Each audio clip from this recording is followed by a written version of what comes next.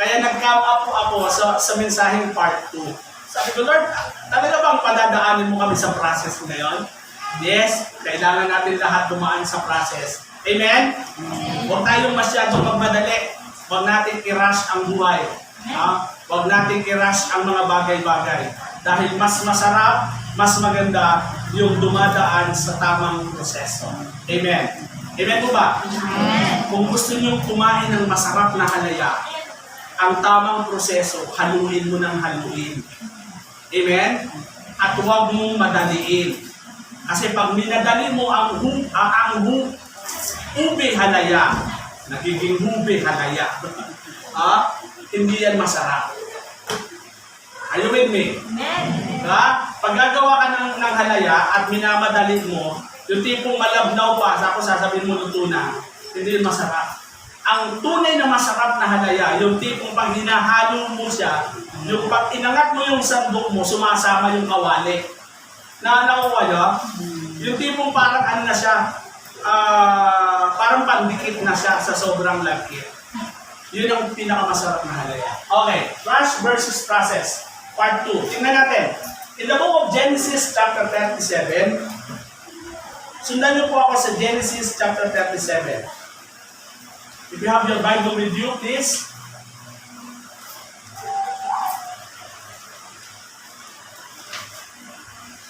Yes.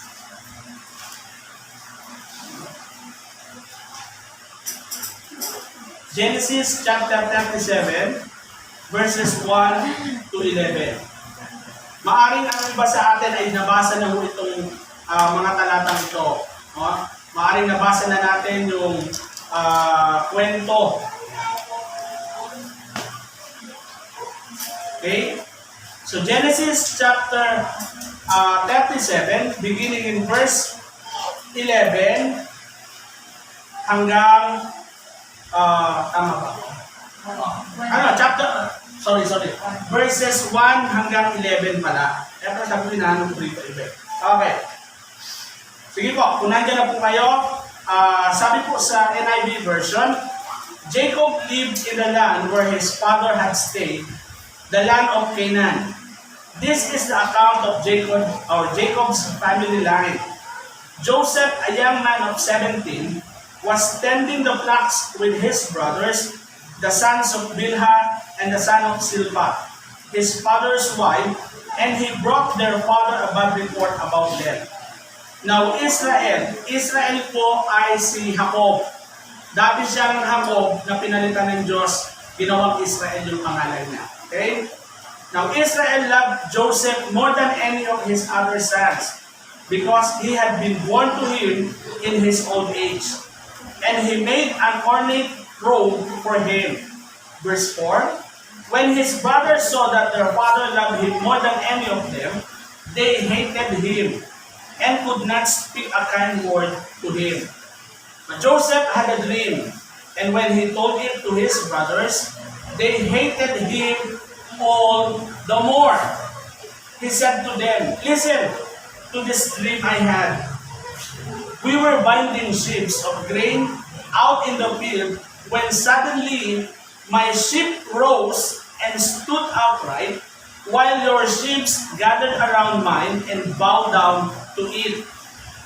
His brother said to him, do you intend to reign over us? Will you actually rule us? And they hated him all the more because of his dream and what he had said. Then he had another dream, and he told it to his brothers. Listen, he said, I had another dream, and this time the sun and moon and 11 stars were bowing down to me. When he told his father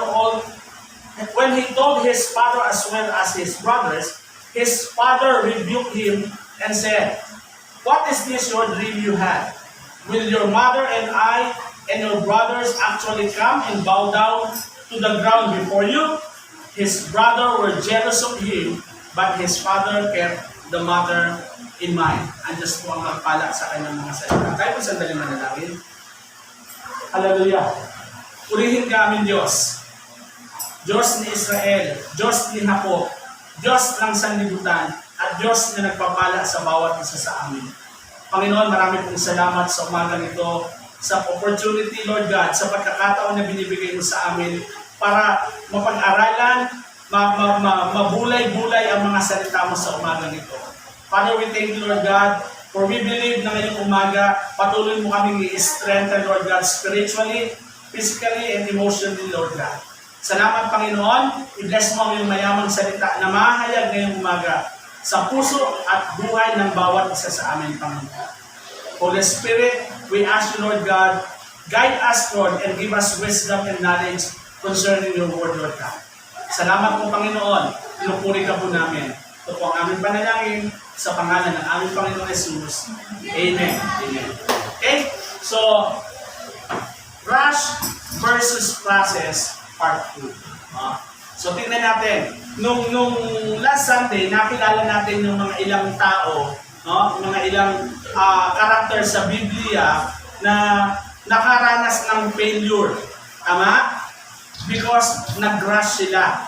Minadali nila ang buhay, minadali nila ang proseso. That's why they experience failure in life. Now, ngayong umaga, hayaan nyo i-introduce ko kayo sa isang tao na talaga namang dumaan sa matinding proseso ng kanyang buhay. And makikita natin kung ano yung nangyari sa kanya after nung process that he went through. Okay? So, ngayong umaga, buong kagalakan ko ipinakikilala sa inyo si Joseph the Dreamer. Yeah. So, the process Joseph went through. Okay? Process. Ano ibig sabihin ng process? Process means it is a natural phenomenon marked by gradual changes that lead toward a particular result. Tama? So, ang process daw, isa raw po itong, sa Tagalog ang phenomenon. Pangyayari. Yeah? Marked by gradual changes that lead. Ito ho yung pakatandaan natin. It is a gradual changes, mga paunti-unting pagbabago, na nagli-lead toward a particular result. Tingnan natin. Ano yung prosesong pinagdaanan ni Joseph? By the way, tingnan natin. Ladies and gentlemen, Joseph the Dreamer. Diba siya, ano kasi siya, laging nananaginip eh. Based dun sa binasa natin, 2 beses siyang nanaginip. Diba? Unang panaginip niya ay na nasa bukid sila, so gumagapas sila ng mga kapatid niya, at yung kanyang ginapas ay biglang tumayo ng tuwid.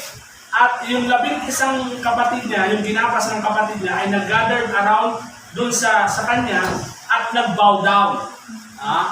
So nagalit yung mga kapatid. Ang second dream niya ay nakita niya yung araw, yung buwan, at yung 11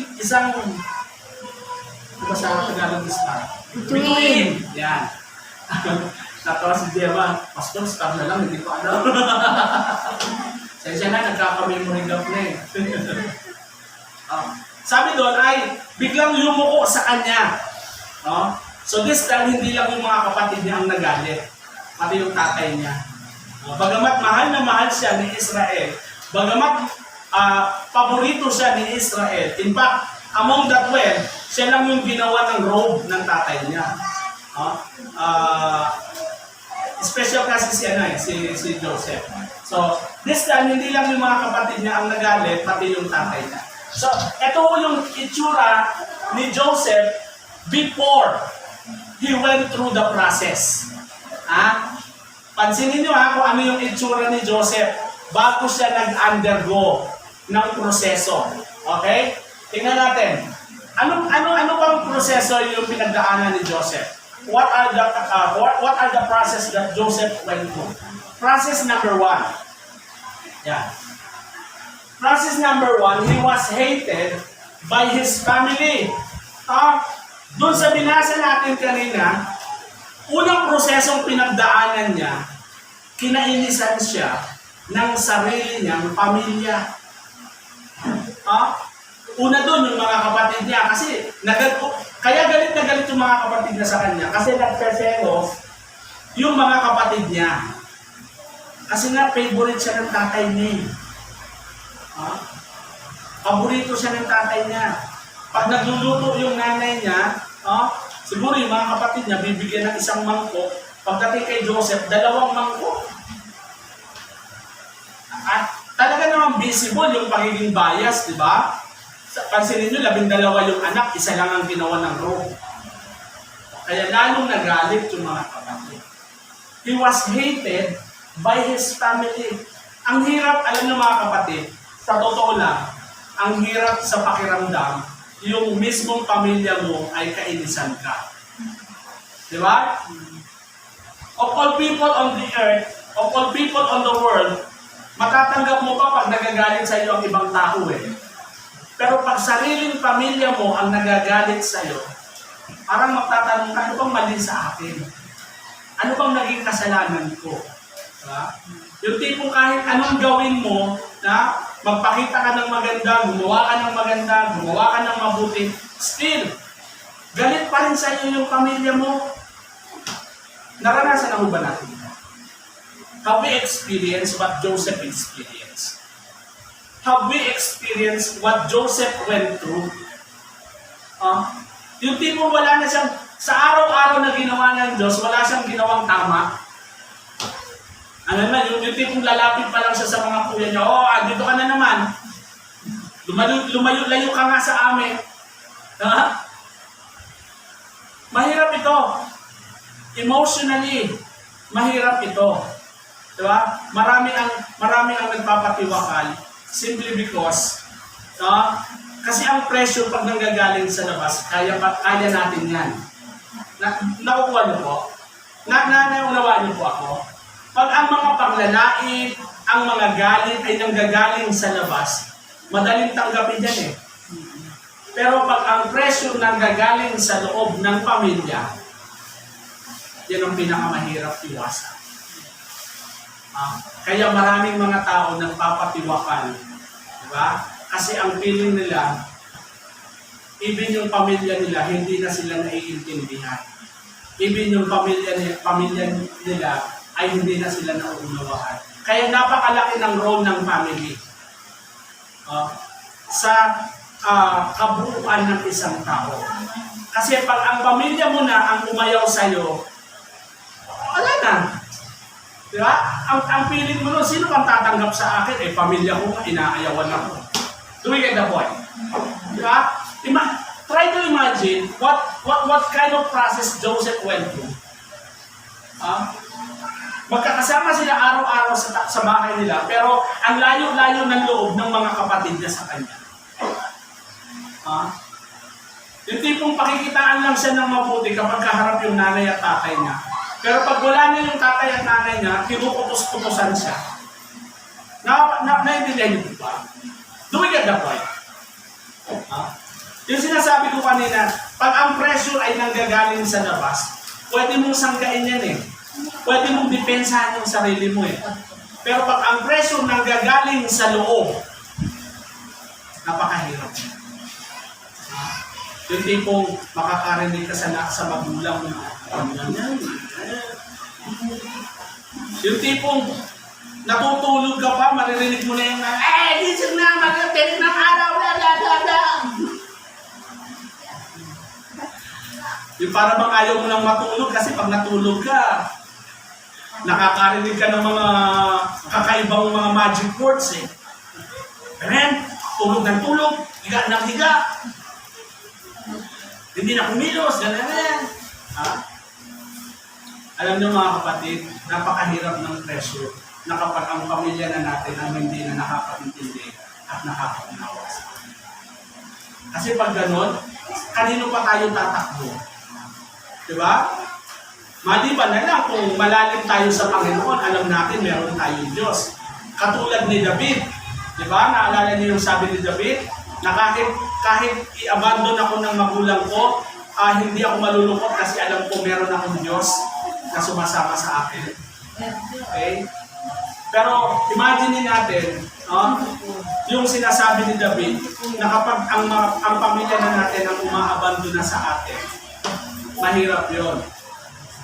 Okay?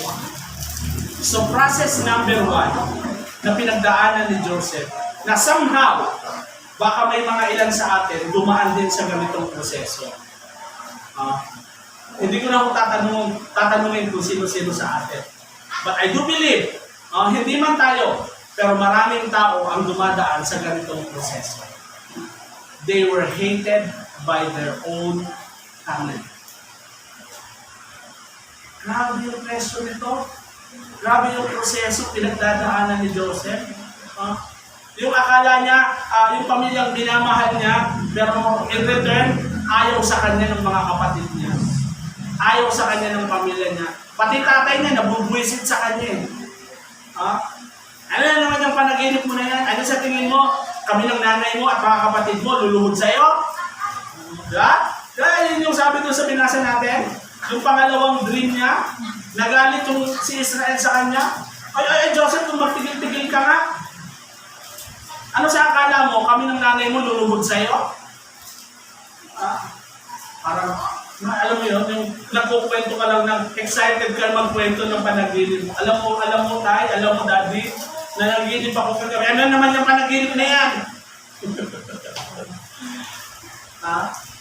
Hindi pa nagsisimula, tinundo ka na agad ng tatay. Process number 1. He was being hated. Okay lang sana kung ibang tao ang magalit sa kanya. Kasi alam niya, may pamilya pa siya magtatanggol sa kanya. Ang problema, yung pamilya niya inaakala niya magtatanggol sa kanya, din ang unang galit sa kanya. Sabi ni Lord, mahirap. But you know what, brothers and sisters? Joseph went through. Hindi niya iniwasan itong prosesong ito. Hindi niya sinortcut ang buhay niya. Sabi niya, sige, daanan mo yung proseso. That's why napunta siya sa process number 2.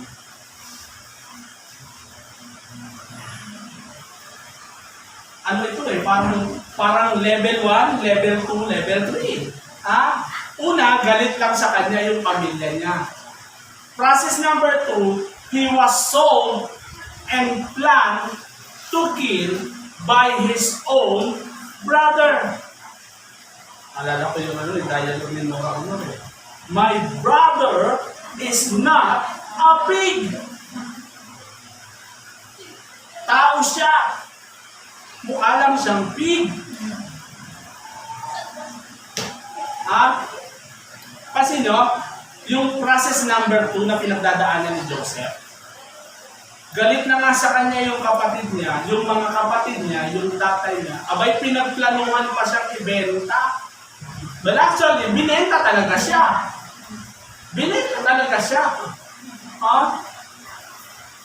Pinagplanuhan ibenta, pinagplanuhan patayin, hinulog sa balon, at saka binenta sa mga foreigner. Naalala ko. Ano lang po sa segue lang ako Nung araw daw, nung mga panahon ng hapon, pag may mga hapong padating, ang sigaw daw ng mga magulang, anak, tago, may hapon!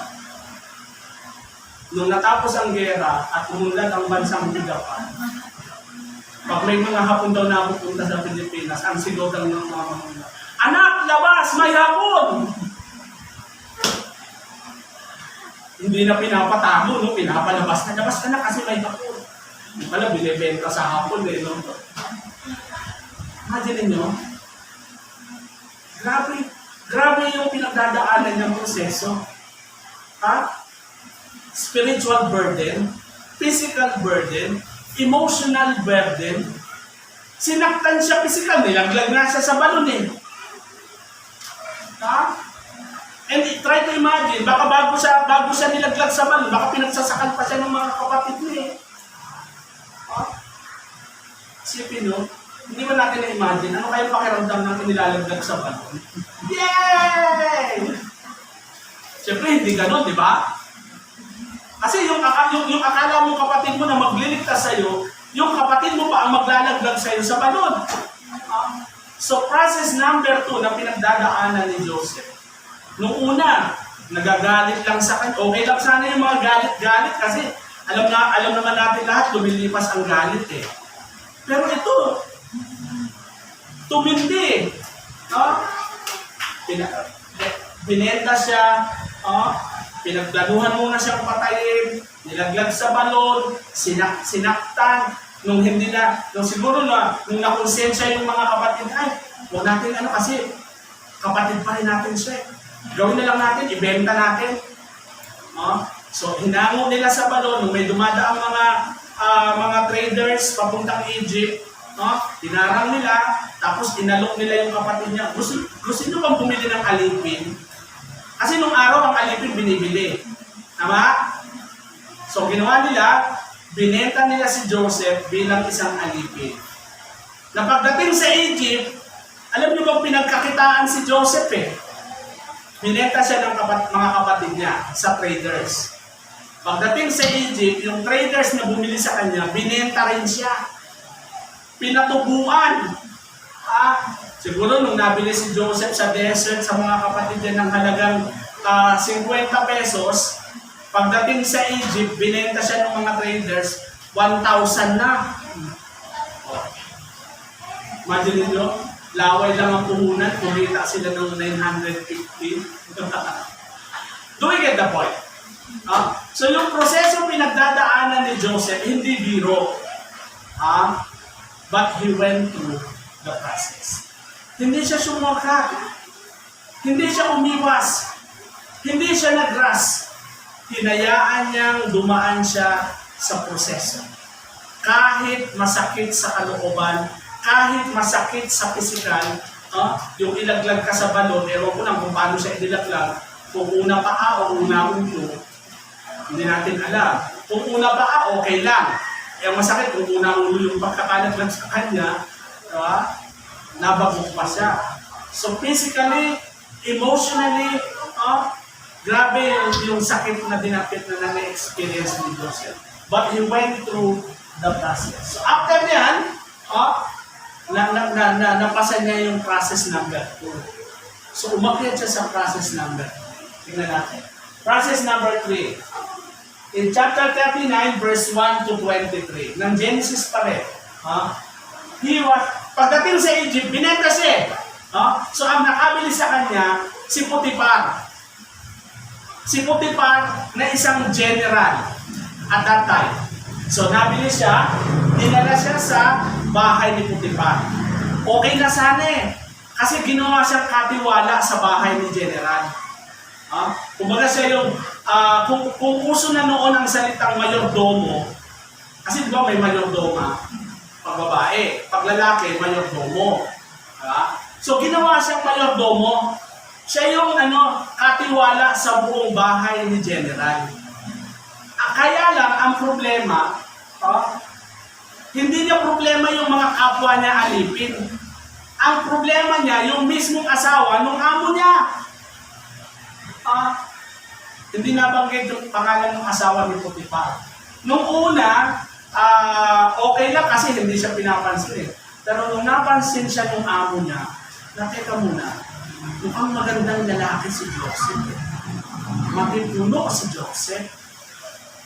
Totoo po, nung time na yun, medyo makipuno kasi nagbibinata na si Joseph. At that time, nung ayon sa maraming scholar, nung napunta siya sa bahay ni Potiphar, ingat kayo sa pagbigkas Potiphar. Kasi baka mabuka, ibaan,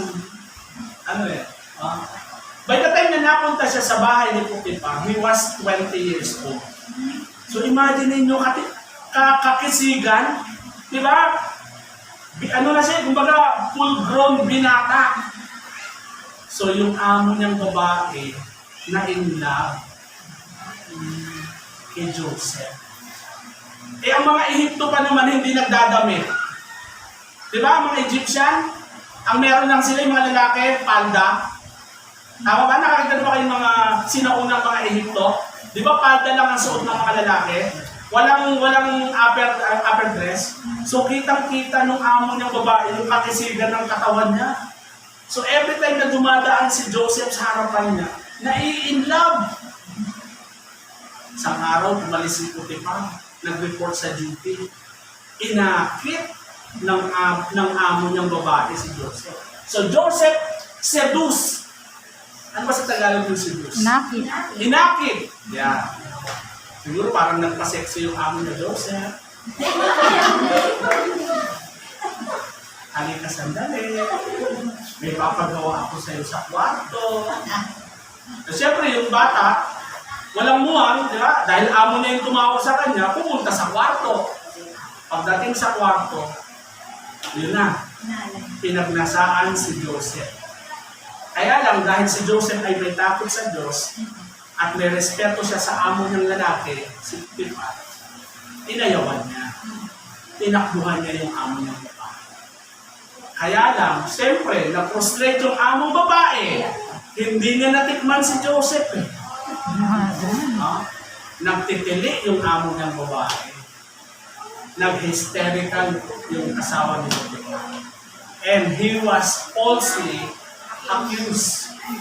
Diba? Sa Genesis chapter 39, kung mababasa nyo, from verse 1 hanggang 23, isinumpong si Joseph kay Potiphar. Mahal ko! Kung nga drama pa yung babae. Mahal ko! Yung alipin binili mo, pinasok ako sa kwarto. Samantalang siya yung umaakit kay Joseph. Pero pagdating ni Potiphar, sabi niya kay Potiphar, yung alipin mong binili, natutulog ako sa kwarto, pinasok ako. Gusto kong pagsamantalahan.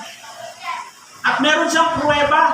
Kasi di ba nung tumakbo si Joseph, hinatak niya maaaring yung palda ni Joseph. Napunit yung palda ni Joseph. Sabi niya, eto ang katibayan. Damit ito ng Hebrew na alipin na binili mo. Siyempre, kung kayo si Potiphar, sino paniniwalaan mo? Yung alipin mo o yung asawa mo? Of course, yung asawa niya yung pinaniwalaan. So, process number 3. Okay na sa akin yung buhay ni Joseph eh. Maganda na eh. Kumbaga parang na-promote na si Joseph eh. Ginawa na siyang katiwala sa buong bahay ni Potiphar. Kaya lang, may proseso pala sa bahay niya. At dahil may takot siya sa Diyos, tumanggi siya, so pinagbintangan siya. Inakusahan siya ng hindi totoong Panginoon. And true enough, alam natin ang kasunod nito. And process number 4 that Joseph went through. Okay. Nakulong siya. Diba? Pinakulong ng amo niya. Natural ang sumbong ng asawa, gusto siyang rapin eh. So pinakulong ni Potiphar si Joseph. And while he was in the prison, sa loob ng ilang taon na siya ay nasa kulungan, nanaginip pa rin, hindi pala siya ang nanaginip. Meron siyang dalawang kasama sa selda na parehas na nanaginip. Yung isa, actually dalawa sila na pareho silang nagsuserve sa hari ng Egypt. Yung isa ay cupbearer at yung isa ay chief baker. Yung tagagawa ng tinapay. So parehas silang nanaginip. At dahil nanaginip sila, nababother sila kasi hindi nila alam kung ano ibig sabihin ng panaginip nila. Not until narinig ni Joseph na nanaginip sila. Sabi ni Joseph, sige nga, kwento nyo nga sa akin, baka ma-interpret ko. So, kwento nila sa madaling salita, na-interpret ni Joseph yung panaginip nila. At ang sabi ni Joseph, kasi dalawa, yung isa, napubutan ng ulo, yung chief baker. Yung isa, yung cupbearer, na ibalik siya sa posisyon niya. Ngayon, sabi ni Joseph dun sa cupbearer, kaibigan, total, naipaliwanag ko naman sa iyo yung panaginip mo. At 3 days from now, lalaya ka na. Baka naman pwede, pag nandun ka na sa posisyon mo, alalahanin mo naman ako. And promise is made to be broken. Sabi nung cupbearer, huwag ka mag-alala, Joseph, paglaya ko, tutulungan kita, bla bla bla bla, kung ano-anong pangako yung binitawan. Lumipas ang 2 taon. Process number 4, Joseph was forsaken by his fellow prisoner. Aba, lumipas na ang taon. Wala pa rin yung nangako sa akin, sabi ni Joseph. Aba, magto 2 years na, wala pa rin yung cupbearer. So, hindi na umasa si Joseph. Tinanggap na ni Joseph yung kapalaran niya. Malamang ito na ang buhay ko. Dito na ako tatanda sa kulungan. Dito na ako mamamatay. Hindi nyo ba natin na-realize gano'ng kasakit sa damdamin yung makaranas ka ng ganito? Yung pinaasa ka, ikaw naman umasa. Pero asa ka ng asa, wala naman pala yung nagpaasa. Yung tipong papangakuan ka. Naalala ko nung ako po'y bagong pastor pa lang sa Kabala. Marami rin ako naging kaibigan na nakilala na syempre nagsisimula pa lang sa ministry. Marami akong mga kaibigan na nangako din naman. Yung iba nga ako nakapag-abroad na eh.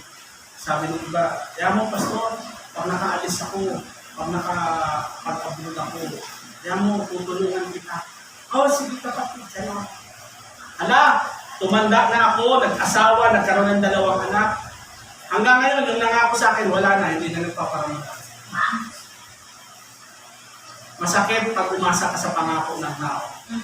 Amen? Amen? Kasi whether we like it or not, ang pangako ng tao ay destined para mapako. Maliban na lang kung ang Diyos ang nangako sa atin. Pero pag ang tao ang nangako sa atin, huwag kang masyadong umasa. Huwag 100%. Dapat 99.9% lang. Diba? Lagi nila sinasabi, promise is made to be broken. Sa amin sa Bulacan, meron kaming biruan. Pag pinangakuan ka, sasabihin sa'yo, okay na yon. Huwag ka nang umasang tutuparin. Pinangakuan ka na nga eh. Gusto mo ba tuparin pa yon? Abuso na yon pag tinupad yon. Amen? Diba? Sa tao kasi, pag pinangakuan tayo, hanggang doon na lang yon. Bonus na lang pag tinupad yung pangako.